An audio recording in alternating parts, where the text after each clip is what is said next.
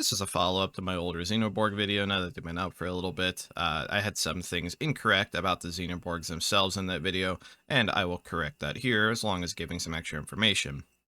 There are four Xenoborgs, and including the core. The first one I'm going to be talking about is the NG Xenoborg. The NG Xenoborg moves at a default 4.5 movement speed. Next, we're going to cover their modules. They have a bunch of default modules, and there are no additional modules that the NG board can get. They get what they get. Let's start with the basic Xenoborg module. This is going to be the only time I cover it. The basic Xenoborg module lets you pick up materials, so steel, glass, plastic, and plasteel, things that you need to use on your core itself to build things. The core itself does need these materials, so like if I look at just any of these parts, you'll see that they need specific pieces. So the NG Xenoborg is actually interesting. They only need exactly 30 pieces of steel. So they're technically the easiest to make because of that. They have a silicon storage square. I don't know if I'd call that a square, but inside here you can store things related to Xenoborg, so you can put more materials in there. You have a core pinpointer, which will pinpoint you back to the core itself. So in this case, yeah, it's right there.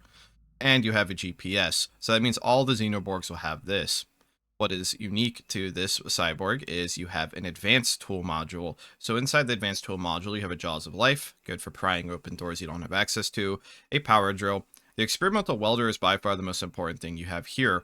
The engineering Cyborg, due to the fact that it has experimental welder, means that it can not only repair faster, it also has unlimited fuel. The engineering Xenoborg is the only Xenoborg that can repair a heavy. All the Xenoborgs can repair each other if you use your fuel immediately at 100% fuel to repair each other. But you can't fix the heavy because the heavy has too much health, I guess, or is just slower to repair. I'm not exactly sure why, but basically, NG Cyborg can repair everyone efficiently and infinitely. The normal models can't repair the heavy, but they can repair each other. That's really it. Don't overcomplicate it. You also get a multi-tool and an advanced remote. Next up, you have the construction module. This also lets you store more construction materials, but this also lets you store circuit boards for like making doors, construction materials for making machines, flat packs if you manage to get one of those, and different floor tiles if you want to fix up the floors. I'd imagine Xenoborgs don't care too much about aesthetics, but you can protect your own wires this way. Next, we have the Engineering Cyborg module. This comes with an experimental RCD, so you can place down walls and stuff. Permanently, you can fix up your own ship. You can wall people in. Next, you have a maneuvering jet. This has a large capacity for a fire extinguisher, but it's just water, and it does not recharge, but you do have a self-recharging one. You have another GPS in case the other one wasn't good enough. You have a gas analyzer, a hollow fan, which... admittedly, I can't really think of a time you'd ever want to use this because you'd probably want people to suffer from bad gas and you don't care about spacing. And you have a Geiger counter, which again, I don't know why you would really ever care about this as a Xenoborg, but you have it.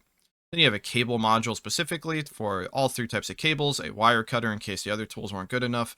And you also have a T-ray scanner in here, which is not in the other ones, but I guess you don't really need a T-ray to fix wires unless you're in the wire module anyway, so that's fine. Then you have an access breaker, which is an authentication disruptor. So you can use this to hack open doors quickly for the other Xenoborgs to get through fast. And I guess if you really want to, you could slowly play like a ninja overall, just getting rid of doors. And then finally, you have a self-recharging fire extinguisher that has a smaller capacity. So you can never be really stuck in space. NG Borgs do not have any form of flash resistance. They crit at 125 damage, and they full die at 375 damage. So all the Xenoborgs have no type of damage resistance, really. So, like, whatever damage does a normal Cyborg damages them. So 10 blunt will do 10 blunt, 10 slash will do 10 slash, 10 heat will then do 10 heat. Obviously, they're, like, they can't take, like, things like toxic and stuff. They're a machine.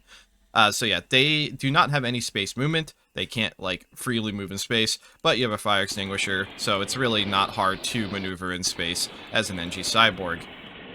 And since they have no upgrade paths or anything like that, that's really it for this NG Cyborg. They don't have any amazing combat weapons. The best thing you have for combat would probably be like the power drill, I guess, is probably the best thing you got. Or, I mean, the Jaws of Life is also okay. But yeah, you don't have amazing combat potential. You are mainly, I mean, you're an engineer. That's probably not shocking.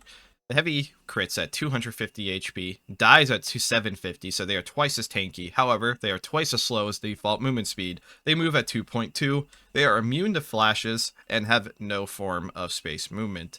They have the usual modules. They have a basic Xenoborg module, which we covered, but they also have a standard tool module. So they don't get the advanced power tools like the NG Borg, but they can do basic maintenance and deconstruction. They can also repair any of the other three as long as your welding tank is full and you click immediately. You have to be really precise with this timing.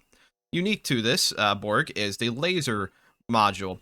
You get a laser pistol, which has 10 shots and can shoot 2 times a second. Each shot does 17 heat, and as it says, it is a self-recharging weapon.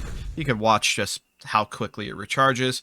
It recharges pretty fast. You can't consistently mag dump. It's not an infinite, like, bottomless mag, but you can put out a lot of damage at far away. You do not want to get in melee range with this guy because you are super slow. You don't have any real melee option, so you are basically a ranged tank, which is an interesting type. And then you have a radio jammer, which features all the normal bells and whistles. You can swap from low to high power, so people around you cannot call out for help. So you probably want to honestly have this at high power, even though it can kill your battery, because you are a ranged tank, and you don't want to be using the short range because then you're getting meleeed. Anyways, that's really it about the Heavy Borg. They do, however, have one unique module, which will let me install it just so we can compare it.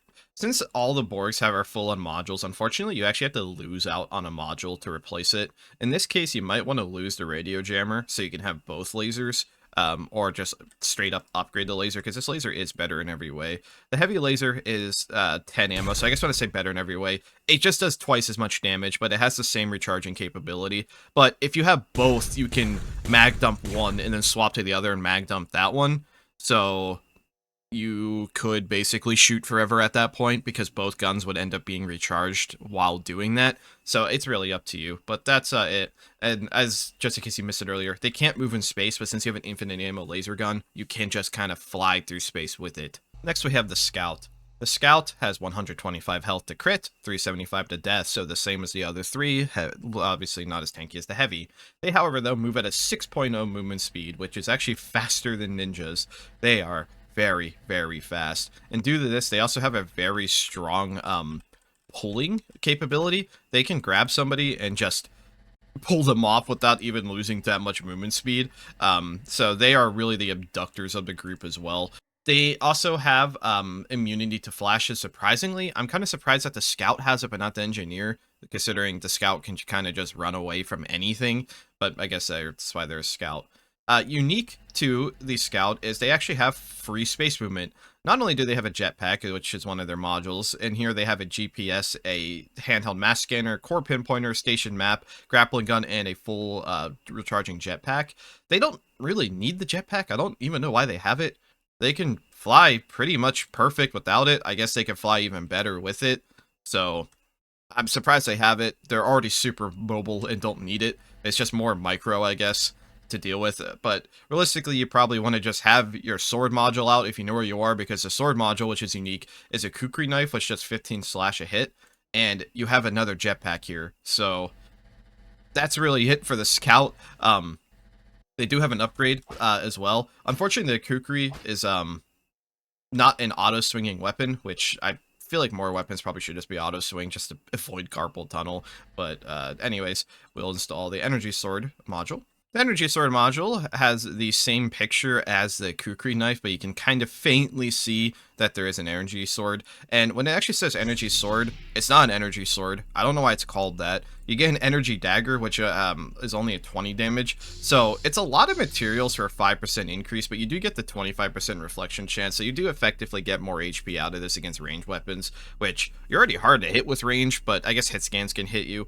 But the extra 5 damage is nice, but it also makes you way louder. So this one's kind of a questionable upgrade. Like, it is better, but it's not just strictly better. And I mean, it's not exactly cheap either. Like, 30 sheets of glass could have went into basically making another like more stealth Borgs or like whatever, or just put into the other more useful modules. The Stealth Xenoborg has 3 unique modules. The first one is the Hypo Pen, is a regenerating Hypo Pen with 12 units of Nocturne total. So with 2 clicks, you could put somebody out, and then you have a little bit extra to go. Of course, Nocturne's not an instantaneous knockout anymore, but it does slow them down and will knock them out. They can also abduct people pretty damn fast because of this. So, Infinite Nocturne, very nice. Also, I completely forgot to mention, the Stealth Borg has no flash protection. They crit at 125, dead at 375. They also have the same type of movement in space like the Scout, so they can technically fly on their own, and they don't even have a jetpack. Next, they have a Chameleon Projector, which a Chameleon Projector, if you're not aware of what it is, lets you disguise yourself as an object. But if you take any type of damage, you swap modules, it will reveal you once more. Finally, we have the cloaking device, which is the ability to go into an active camo. It is not very good. Somebody in a dark room will have a harder time seeing you than obviously than if you're uncloaked, but like it is pretty obvious. I mean, even without the flashlight on, you just have like you literally have lights on your sprite, so like even if you're looking this way you can still see like the little jets like sputtering. Like, let me zoom in, like that's still pretty clear.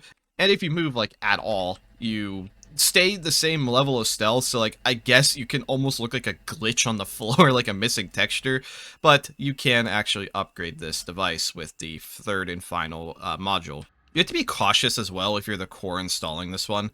The devices are literally called the same thing. They're both just called cloaking devices, and the only way you could tell which is the difference between them is the flavor text. So the cloaking device one says become invisible. The upgraded cloaking device is become truly invisible. There's also like this red strip on it, and it has red like inner colors as well. I guess the top colors are actually the same. So we'll install that real quick and just compare what does truly invisible actually mean.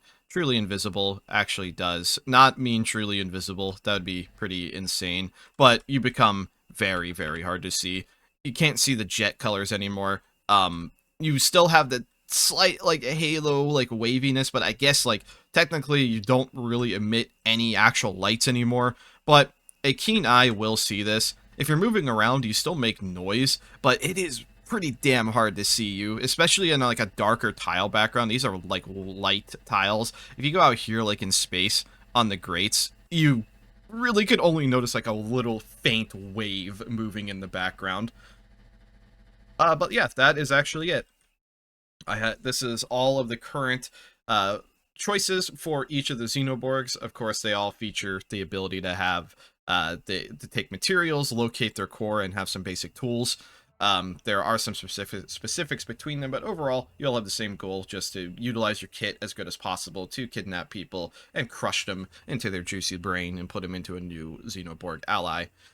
Finally, the core is unmovable. Like it doesn't move. It's immovable, whatever. And it only has 200 HP, and then it's gone. It explodes, and that's the end of the Xenoborgs. So the core is incredibly easy to kill. It will kill anyone who melees it, but that's a small price to pay for ending an entire alien invasion of robots.